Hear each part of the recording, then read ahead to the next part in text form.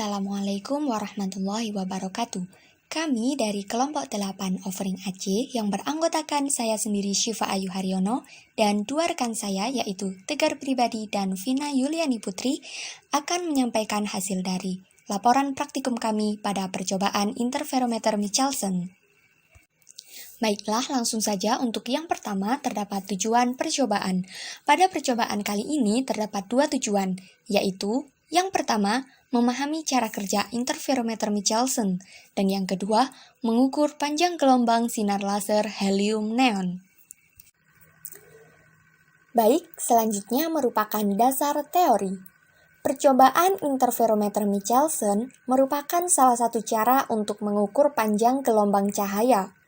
Dalam percobaan ini akan terlihat pola gelap dan terang pada gejala interferensi berkas cahaya yang disebabkan adanya perbedaan lintasan perjalanan dua berkas cahaya. Nah, interferensi sendiri merupakan suatu proses perpaduan dua atau lebih gelombang dari sumber yang sama dan bertemu pada suatu titik atau superposisi dua gelombang atau lebih yang bertemu pada satu titik ruang.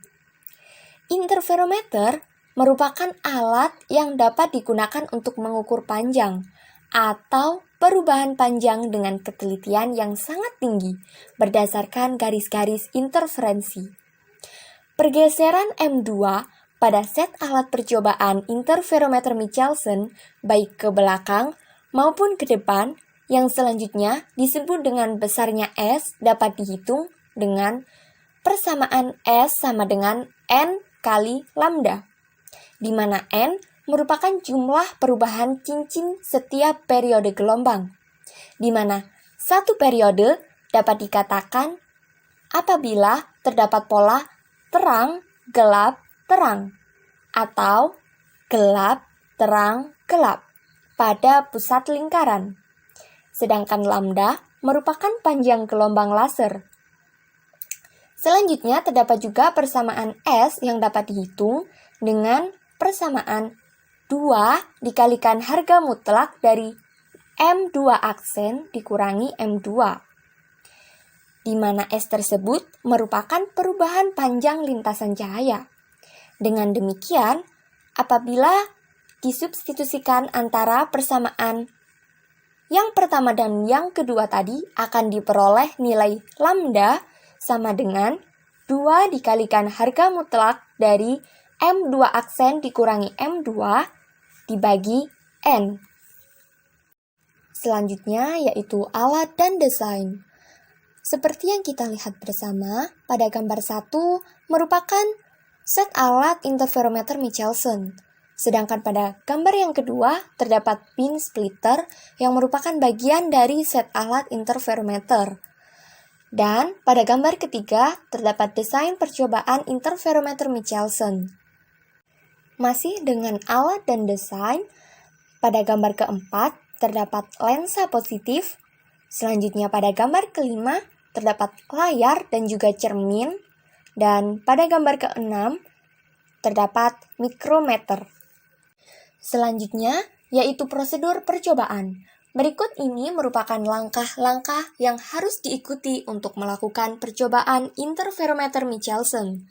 Yang pertama, meletakkan laser pada posisi yang aman, dalam artian tidak mudah goyang, dan mengarahkan cahaya laser pada setup percobaan interferometer Michelson. Kedua, menyalakan laser, kemudian mengatur posisi cermin setengah mengkilat sampai berkas laser terbelah menjadi dua bagian yang saling tegak lurus.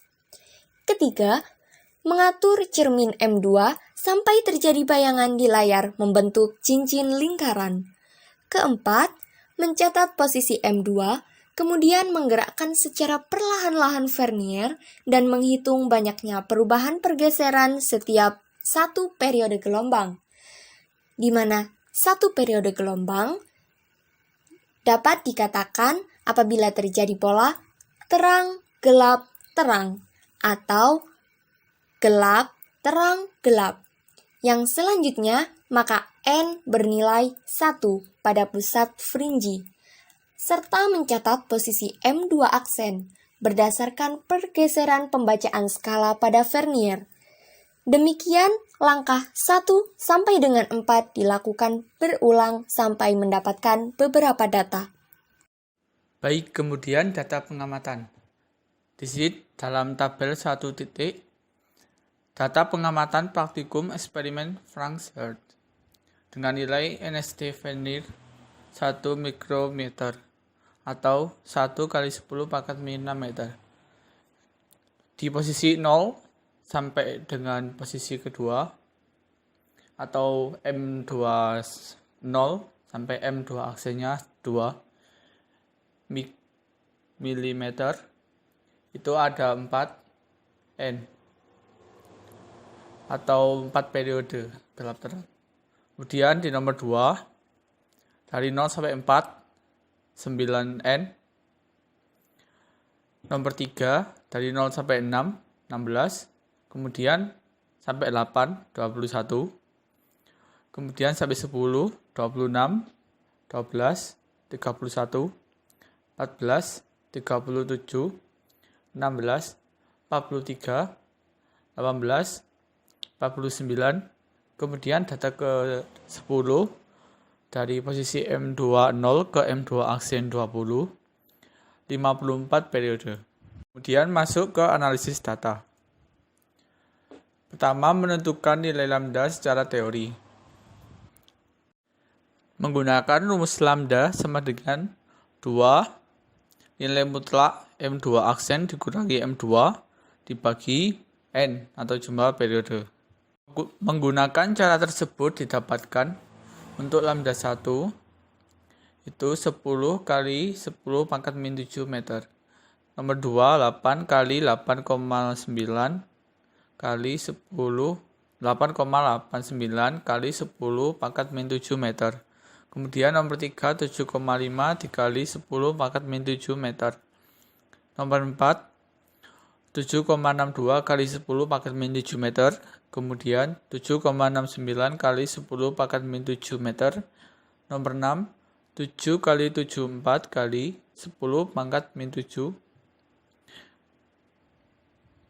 Kemudian 7,57 dikali 10 pangkat min 7 meter. Kemudian 7,44 dikali 10 pangkat min 7 meter. Kemudian 7,35 dikali 10 pangkat min 7 meter. Kemudian 7,41 dikali 10 pangkat min 7 meter. Data yang sudah didapatkan kemudian dianalisis menggunakan metode kuadrat kecil. Ini adalah paparan hasil tabel 2 data metode kuadrat kecil hubungan antara variabel bebas. Kita ambil variabel bebasnya itu X. X di sini adalah sama dengan N atau periode. Kemudian variabel terikat Y. Dengan Y itu sama dengan S sama dengan 2 nilai mutlak M2 min M1 nilai mutlak dalam meter. Atau di sini tadi M2 aksen dan M2. Kemudian data terhitung X kuadrat, Y kuadrat, XY. X kuadrat ini nilai X, tabel X ini dikuadratkan. Begitu pula dengan Y, tabel Y dikuadratkan. XY, tabel yang X dikuadratkan dengan tabel yang Y. Langkah kemudian menghitung SY. SY di sini akar dari 1 per N-2 dalam kurung sigma Y kuadrat min sigma X kuadrat sigma Y kuadrat min 2 sigma X sigma XY sigma Y plus N kali dalam kurung sigma XY kuadrat per N sigma X kuadrat dikurangi dalam kurung sigma X dikuadratkan. Kemudian dimasukkan data dari tabel yang sudah disediakan sehingga didapatkan nilai SY-nya 5,27 dikali 10 pangkat min 7. Kemudian menghitung nilai A. Di sini kita menggunakan rumus A sama dengan sigma Y dikali sigma X kuadrat dikurangi sigma X dikali sigma XY. Hasilnya dibagi dengan N sigma X kuadrat dikurangi sigma X dikuadratkan. Ditemukan untuk nilai A 1,17 dikali 10 pangkat min 6 setelah dimasukkan data. Kemudian menghitung nilai SA dengan menggunakan rumus SY akar sigma X kuadrat dibagi N akar X kuadrat min sigma X dikuadratkan. Dimasukkan data sehingga didapatkan nilai SA sama dengan 3,45 dikali 10 pangkat min 7.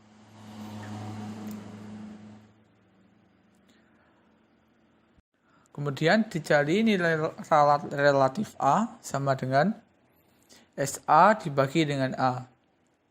Dimasukkan nilai SA dan A-nya dikalikan 100%, kemudian didapatkan 29% dengan dua angka penting. Dari 10 sampai 102 angka penting. Jadi diperoleh nilai A sebesar 12 ditambah 3,4 dikali 10 pangkat min 7. 12 ini dikarenakan dua angka penting, jadi 1,17 kita ambil dua angka penting, yaitu 1,2. Dan 3,45 jadi 3,4. Dengan ralat relatifnya 29%. Kemudian yang ketiga menghitung nilai B, di mana B sama dengan N dikali sigma XY dikurangi sigma X dikali sigma Y, dibagi dengan N sigma X kuadrat dikurangi X kuadrat dipangkatkan. Kemudian disubstitusikan, mendapatkan B sama dengan 7,18 dikali 10 pangkat min 7. Kemudian menghitung SB. SB sama dengan SY dikali dengan akar N per N sigma X kuadrat dikurangi sigma X dikuadratkan. Kemudian disubstitusikan dan mendapatkan hasil SB sama dengan 1,04 dikali 10 pangkat min 8 atau dapat ditulis dalam bentuk SB sama dengan 0,1040 dikali 10 pangkat min 7 dengan 4 angka penting. Kemudian ralat relatif dari B sama dengan SB dibagi B dikali 100%. Kemudian mendapatkan hasil 1,45% dengan 3 angka penting. Jadi dapat disimpulkan nilai B sebesar 7,18 plus minus 0,104 dikali 10 pangkat min 7 dengan ralat relatif sebesar 1,45% dengan 3 angka penting. Berdasarkan analisis kuadrat terkecil di atas yang menggunakan permodalan persamaan linear Y sama dengan A plus BX, jika Y sama dengan S sama dengan 2 nilai mutlak dari M2 min M1 dengan X sama dengan N dan A sama dengan 0, maka gradien garis B adalah lambda sesuai dengan teori, yaitu sebagai berikut. Lambda sama dengan 2 dikali nilai mutlak dari M2 min M1 dibagi N. 2 dikali M2 min M1 sama dengan lambda N. Linear dengan Y sama dengan A plus BX, sehingga diperoleh nilai panjang gelombang sinar laser HENE yaitu lambda sama dengan 7,18 plus minus 0,104 dikali 10 pangkat min 7 meter dengan ralat relatif sebesar 1,45% dan 3 angka penting. Hubungan antara S, pergeseran movable mirror, dan N, perubahan pola terang gelap terang, menggunakan metode kuadrat terkecil. Dapat dilihat bahwa grafiknya membentuk grafik yang linier. Dari percobaan yang telah dilakukan dapat disimpulkan, yang pertama pada percobaan interferometer Michelson membentuk pola gelap terang. Hal ini dikarenakan terjadinya interferensi berkah cahaya dari dua sumber yang koheren.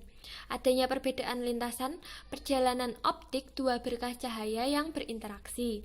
Yang kedua, interferometer bekerja dengan cara meneruskan sinar dari sumber pada half mirror sehingga sinar terpecah menjadi dua bagian yang masing-masing dipantulkan cermin M1 dan M2. Sinar tersebut selanjutnya akan dipantulkan lagi menjadi half mirror dan dibelokkan pada layar, sehingga akan muncul pola gelap terang akibat terjadinya interferensi gelombang dari sinar laser tersebut. Yang ketiga, berdasarkan analisis data hasil percobaan, diperoleh nilai panjang gelombang sinar laser HENE sebesar lambda sama dengan 7,18 plus minus 0,104 dikali 10 pangkat min 7 meter dengan ralat relatif sebesar 1,45% dengan 3 angka penting.